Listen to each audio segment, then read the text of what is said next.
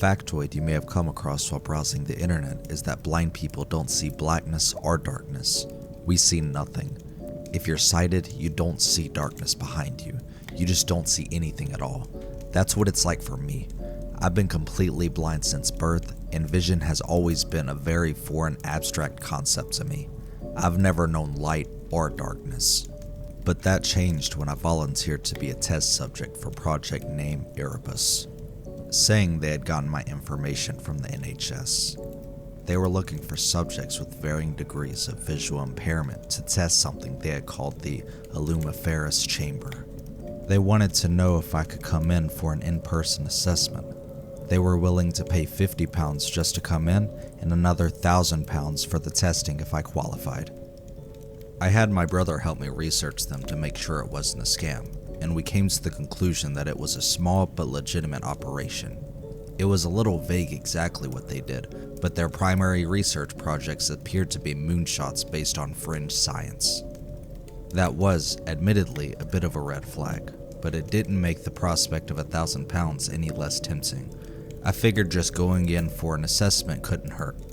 My brother took me to the clinic as I'd never been there before, but since I had no idea how long it would take, I didn't see any point in him hanging around. I assured him I'd be fine on my own and that I would call him when I was ready. In retrospect, that was a mistake. They were ready for me as soon as I got in. I consented to them viewing my medical records, orally answered a questionnaire, let them prick my finger for a blood test of some kind, and submitted to an eye exam to confirm I was 100% blind. During the questionnaire, I did hear a very odd sort of mechanical whirring noise. When I asked them what it was, they told me it was only an old scanner someone was using. At the time, I just assumed they had meant a document scanner. After all of that, I was given a one-on-one interview with a woman who introduced herself as Miss Noir. I stifled a chuckle at what I assumed to be a very obvious pseudonym given her company's name and its mysterious nature. But I suppose there are people named Noir, so maybe it was just a happy coincidence. I finished going over all of your information and test results, and I think you would make an excellent test subject for Project Erebus, she said as I heard the creak of expensive leather upholstery from her sitting down in her office chair. I couldn't help but take note that the guest chair I was in was of much lower quality, which told me a great deal about how Miss Noir viewed her underlings and test subjects. She smelled strongly of cashmere, so I presumed that she was also well dressed, along with smelling immaculately clean. Her voice was fairly young, mid to late 20s, and she spoke in a proper aristocratic King English accent. I suspected she was a posh little trust fund baby who had used her family's wealth to finance this particular startup of hers. I assume you have questions before you agree?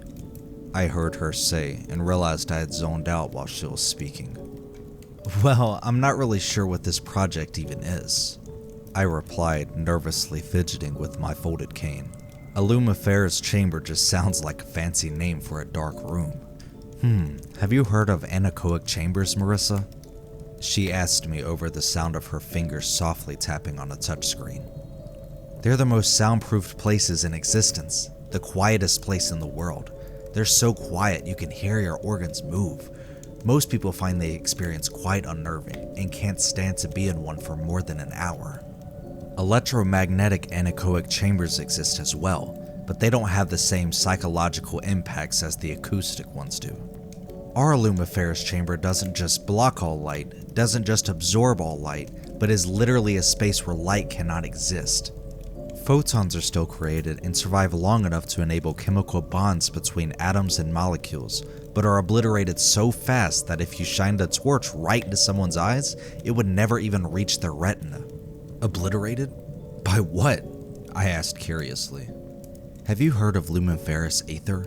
She asked in reply, taking a sip of what smelt like saffron tea, and never asking me if I wanted some. Yeah, I think so. It's a discredited theory about light existing solely as a wave in an otherwise undetectable medium, right? I said uncertainly. Discredited isn't the term I would use. Scientific theories are never fully proven or disproven beyond dispute. They're merely adjusted to accommodate new evidence, she said with authority, her teacup clanking against the saucer as she put it down. Oh yes, of course. I smiled weakly, wondering what kind of pseudoscience nutter I'd gotten myself involved with. So you're saying that the aluminferous chamber works by modifying the aluminferous aether so that light can't exist inside of it? That's the gist of it, yes, she answered, her chair creaking again as she leaned back into it. And as a result, it's the darkest place in the universe. Do you know that the human body is luminescent in the infrared spectrum? That means no matter where a person goes, they always have light with them, even if they can't see it. But just as the silence of an aechoic chamber makes previously inaudible sounds quite noticeable, we found that the absence of any ambient light at all allows for the emergence of some rather novel phenomena. What kind of phenomena? I asked suddenly, concerned. For the sake of this experiment, I'm afraid I'm going to ask you to go in completely blind, she replied. I waited for a beat for her to say, no pun intended, or no offense, but she said nothing. Well, am I going to be in any sort of danger? I asked. Not physically, no, she assured me. Psychologically, though, it's a bit unclear. All of our other subjects, all sighted, found the absolute darkness extremely disquieting and were unable to tolerate it for more than a few moments. You, though, you can't see darkness, you see nothing, and would like to know what effects, if any, our chamber has on you. And I'm not going to be exposed to any kind of dangerous radiation or chemicals or anything like that, right? It's just aluminferous aether? I asked, hoping I wasn't coming across as too incredulous. Yes, and it's completely harmless, she promised. All you have to do is sit in a dark room for as long as you can, and you'll walk away 1,000 pounds richer. I pondered my options for a minute. It would obviously be the quickest, easiest 1,000 pounds I'd ever made, but what if it was dangerous? There was no such thing as luminferous aether, so Miss Noir clearly had 1 or 2 screws loose. Whatever the aluminferous chamber actually did could very well be dangerous, but then again, it might not do anything at all. She did say there had been other test subjects, and unless she was blatantly lying about that, then surely one of them could have notified the authorities had they suffered serious harm, or the next of kin would have if they had died. Right then, so where do I sign? She slid me a waiver and a non-disclosure agreement, in Braille and non-Braille versions, and after reading them, I had signed and initialed wherever she pointed my hand. I've been told I have a doctor's handwriting, but just making a mark is good enough for legal reasons. Once the legalities were out the way, she led me down the hall into Project Erebus's aluminferous chamber. I was walked straight into it and told to sit upon a chair, without being provided any description of the device itself. I can echolocate a little bit though, and I got the impression that the chamber was round and maybe a couple meters in diameter, with a very hard and smooth shell. Once I was in place, Miss Noir slid the door shut and it sealed with a distinct hiss. That made me a little nervous, since it led me to believe the chamber was airtight, but otherwise I didn't notice any change. I had assumed that it would be a sensory deprivation chamber of some sort, but I could still hear muffled movements on the other side. The voices were largely indistinct, but I did hear Miss Noir give the very clear orders to turn off the lights and turn on the dark. The chamber started to hum, a very eerie, unnatural humming that wasn't quite like anything I'd ever heard before. That sent chills down my spine. And that's when things started to get weird. Have you ever heard white noise that you didn't notice was there until it stopped? I suddenly felt like something was gone. Something that had always been there, but I had never noticed. Like a fish who never knew what water was until they were taken from it. There truly was no light within that chamber. And even though I had been completely blind since birth, I felt its absence. The perfect darkness that I had felt enveloping me was very creepy, but not immediately alarming. It was an alien sensation, and I didn't know what to make of it. As it grew stronger, I increasingly got the impression that it was something abominable, something eldritch, something that wasn't supposed to exist, that couldn't exist under the laws of nature as I understood them. And then I realized why this new sensation seemed so very foreign to me. It was sight. I wasn't just feeling this otherworldly darkness, I was seeing it. I don't understand how, but the first and only thing I ever saw was the primordial darkness inside the aluminferous chamber. I was horrified and confused, but also curious, so I didn't ask to be let out the chamber just yet. I stared into the impenetrable darkness as deeply as I could, and the longer I did so, the longer I got the feeling that something was looking back at me. Now that I could see the darkness, it, or something in it, could see me. I took a deep, reflexive gasp, loud enough for the echolocation to let me know that the chamber no longer seemed only 2 meters wide anymore. I couldn't sense the walls at all. I think that was because my brain was devoting all available processing power to make sense of this vision of darkness. People like me who have been blind from birth or very young childhood really do have more acute non-visual senses, because our visual cortexes have rewired themselves to more thoroughly process our remaining sensory input. Now I was experiencing the opposite of that, all of my other senses going numb as my visual cortex attempts to fulfill its intended purpose. It really was a cruel irony. I could see for the first time, but there wasn't one photon of light to see with. When I most needed my remaining senses, they were dulled, as the novel darkness demanded so much analysis from my brain. I tried to fight it, tried to listen, tried to echolocate to figure out what was in the darkness with me. Instead, I felt hot, fetid, rancid breath on the back of my neck. I screamed and jumped out of my chair, my only thought to bang and scream on the chamber door until they let me out, or I knocked it down myself. But it wasn't there. It should have been just 1 or at most 2 strides in front of me, but it wasn't. The darkness I'd found myself in was somehow far larger than the chamber itself. Terrified beyond reason, I ran as fast as I could, not knowing what laid ahead but desperate to escape from whatever was behind me. But I couldn't escape. It wasn't chasing me, for I heard no sign of pursuit, but I couldn't gain any distance from it.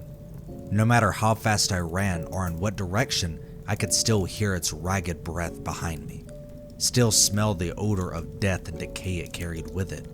It was darkness, a part of darkness, and I could not escape that darkness.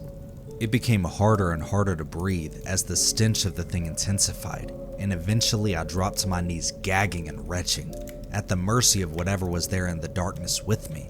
I unfolded my cane and started swinging it all around me in a last-ditch effort to defend myself, but it never made contact with anything solid. "Who's there?" I demanded, tears of desperation pouring down my cheek. Maybe in response to me, or maybe not, it came closer, close enough that my echolocation was enough to get a vague sense of its dimensions. It was an uneven, oblong shape about the size of a person, suspended vertically about a foot off the ground. It was pockmarked with various orifices that wheezed out foul-smelled vapors, the entirety of its form expanding and contracting greatly with each labored breath. It shuddered in what seemed like pain with each exhalation, but was otherwise quite lethargic and sluggish. It was right in front of me now, mere inches from my face. I was shaking, trembling, sobbing uncontrollably. What was this thing? This bizarre, otherworldly, alien thing? And what did it want? Did it mean me harm? Or was it simply investigating an intruder in its territory? I just wanted it away from me, and since I couldn't flee, I decided that my only option was to push it away. I slowly raised my hand and placed it upon the entity's body. Its flesh was soft and moist like kneaded dough, and warm like it had been left out to rot in the hot summer sun. It didn't react to my touch, so I pushed my luck harder and gave it a subtle nudge away from me. It didn't move 1 inch. Instead, I felt an eyeless human face emerge from the mass, its mouth hanging agape and askew. I screamed and fell backwards, trying my best to scuttle away, but still unable to put any distance between myself and that thing. And then the face started singing. It wasn't screaming exactly, but a ghastly, unnatural sounding wail that carried with it the slightest hints of harmony to indicate that it may have been music. And then another voice joined the chorus, and then another, and then another. It sounded like the creature was forming new faces all over its body, every one of them singing their soul-shattering hymn. More voices came from behind me, another one of the creatures emerging from the darkness, already with a multitude of faces to join in the choir. At least 3 more drifted in from the sides, and I was completely surrounded now. Their voices just grew louder and louder, and I clasped my hands to my head in desperation to block out the noise. They're going to deafen me, I thought. No, please God, no, I can't be blind and deaf. Please, no. Helplessly, I lay in the darkness, enduring the acoustic assault of the strange monstrosities that acousted me, with no means or hope of escape. Mercifully, it seemed that the technicians attending the experiment were neither ignorant nor apathetic to my plight. In an instant, the singing stopped and the darkness was replaced by the complete absence of sight that I had known all of my life. My ears were still ringing from the ghoulish music, so I didn't hear the door open, and I barely heard the lab assistants as they tried to console me and help me to my feet. What I did hear was the same mechanical whirring I heard earlier, this time accompanied by a bunch of excited jargon that meant nothing to me. They were scanning me, and had scanned me earlier, and were just perfectly fine doing it without asking or telling me. It made me wonder if I had just escaped from one den of monsters to another. A little over half an hour and a quick debriefing later, I was back in Miss Noir's office. My hearing was back to normal, but I was badly shaken. I didn't fully understand what had just happened. I still don't. I heard Miss Noir walk in and smelt that she had a mug of steaming hot chocolate with her. This time though, she put it down directly in front of me. That's from my personal stash. You won't find that in any shop you'll ever set foot in. On the house, she said, a soft hint of sympathy in her voice as she sat in her chair. What the fuck just happened? I demanded. Marissa, I think I owe you an apology, she sighed. I thought that since you are blind, the effect of the chamber would be negligible, even non-existent. It seems it actually affected you more severely than our sighted subjects, likely because you didn't have the luxury of confusing the darkness you were seeing with something mundane. But how could I see anything, and what the fuck was in there with me? I demanded. The darkness, the pure, true darkness created within the Illumiferous chamber is primordial, so fundamental that any conscious entity can perceive it, with or without visual sensory organs, she claimed dubiously. As for what was in there with you, that's a tad more speculative at this point. We think they're made of some form of dark matter, a shadow ecosystem, and maybe even civilization composed of some kind of matter that doesn't interact with our own. We're completely invisible to each other, at least under normal circumstances. But when we create a space of true, primordial darkness without any photons, that appears to allow for at least some degree of interaction. Our sighted subjects, they experience things as well, but not like you. I think it may be because you experienced the darkness in a way they just didn't. And maybe through some sort of observer effect, you and those creatures became more real to each other than otherwise possible. I let her words sink in for a minute. Those creatures, those monsters I had encountered in the chamber were everywhere. They were everywhere. We just couldn't interact with them. I had experienced something that was otherwise impossible in that chamber. Encountered the denizens of a shadow earth that I never should have met. Bloody dark matter aliens, and you didn't think that this was something I needed to know before I agreed to this? I asked bitterly. You said all I had to do was sit in a dark room. I could have lost my hearing. I could have been killed. Yes, it seems our initial risk assessment was a bit off, and we are willing to compensate you for that financially, she told me as I heard her flip open a checkbook. So long as you understand that none of this invalidates your liability waiver or non-disclosure agreement. I scoffed in disgust and reached for the cocoa she had given me. It was rich and delicious, and did calm me down a little. Even if I could somehow find a lawyer who would take such an outlandish case, or a court that would hear it, what chance would I have in a lawsuit against a firm with resources to literally bend the law of physics to their whim? Yeah, I understand. I nodded with a dejected sigh. Ever since then, I've been a blind woman who's afraid of the dark. I sleep with my bedroom light on now and always carry an LED light in my purse, because if I'm in the dark too long, I start to feel that same warm, fetid breathing on the back of my neck. I think Miss Noir was right about there being some kind of observer effects involved in this. The shadow creatures and I know about each other now, and we can't unknow each other. This anchors us in each other's realities just enough that we no longer need perfect darkness to interact. Just a regular darkness is enough for us to start to faintly perceive one another. Maybe they don't actually mean me any harm. Maybe they're as afraid of me as I am of them. but I don't think so. Maybe it's just because they're so strange, but I can't think of them of anything other than monsters. I suppose that one day, when the lights finally do go out, I'll find out for sure.